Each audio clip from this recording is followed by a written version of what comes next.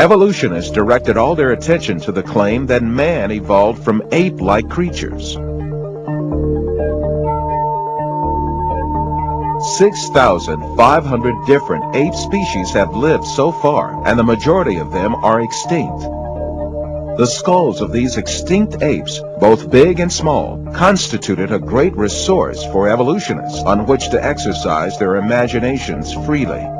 Arranging the skulls of these extinct ape species from the smallest to the biggest, and adding some skulls of vanished human races to the series, evolutionists concocted the scenario of human evolution.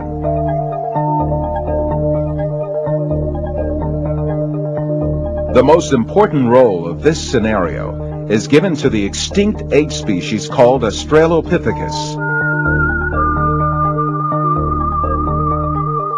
The first Australopithecus fossil was found in 1924 by a paleontologist named Raymond Dart. Since then, evolutionists argue that this ape species, the name of which means southern ape, is a man-like creature.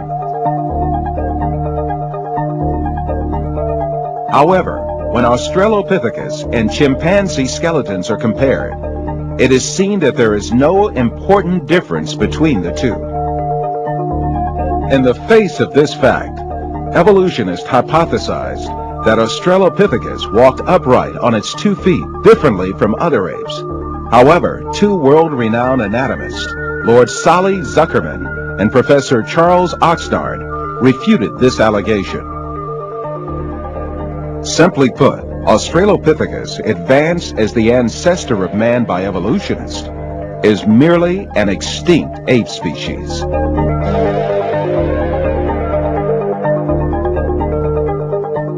On the other hand, fossils that are included by evolutionists under imaginary classifications, such as Homo erectus, Homo ergaster, or Homo sapien archaic, in fact belong to different human races. When these fossils are inspected, it is seen that their skeletons are essentially the same as those of people living today. The only dissimilarities are a few structural differences in their skulls. But differences like these are to be found in different human races alive on Earth today.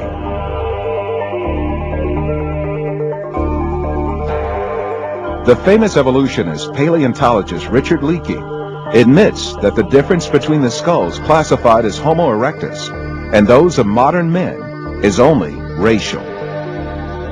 These differences are probably no more pronounced than we see today between the separate geographical races of modern humans.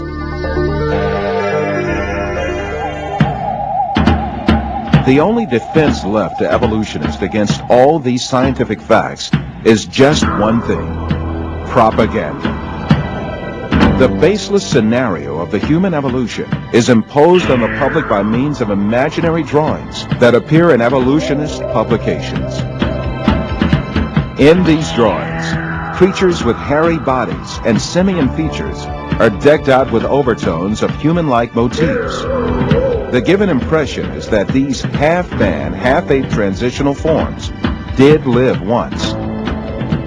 From time to time, drawings that present snapshots from the social life of these creatures are made. These misleading drawings are introduced in a particular sequence to engrave the scenario of the human evolution on the subconscious of society.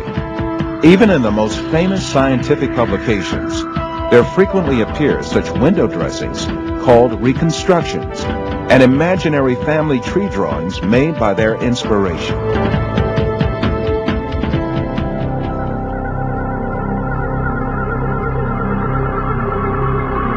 The imaginative power of evolutionists is not limited to fictional drawings and models. They go even further and shoot movies in which imaginary half-man, half-ape creatures act. However, all of these are pure deception. The only evidence at hand is generally nothing more than a few skull fragments or a tibia. The hair, skin, nose, ears, lips, or other facial features of a living being cannot be determined from its bone remains.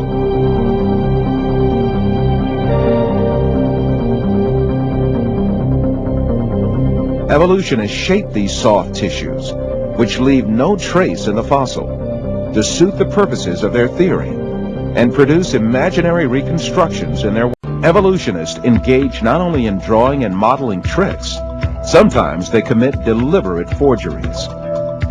The most famous of these frauds is the Piltdown fossil, introduced in England in 1912 by an evolutionist named Charles Dawson. This fossil was presented as the most important transitional form between ape and man, and was displayed in museums for more than 30 years. Experts who re-examined the fossil in 1949 discovered that it was a forgery that had been produced by attaching an orangutan's jaw to a human skull.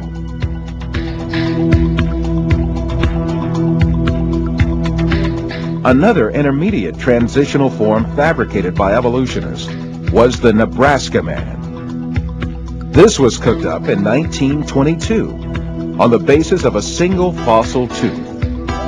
The evolutionists did not neglect to give it an ostentatious Latin name, Asparapithecus haralcucci, or to make imaginary drawings related to it. It was soon revealed that the tooth that had been the source of inspiration for Nebraska man in fact belonged to a wild pig.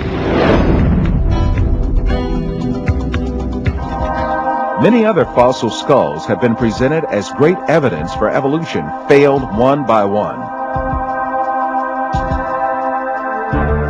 Neanderthal man was advanced as evidence in 1856, dismissed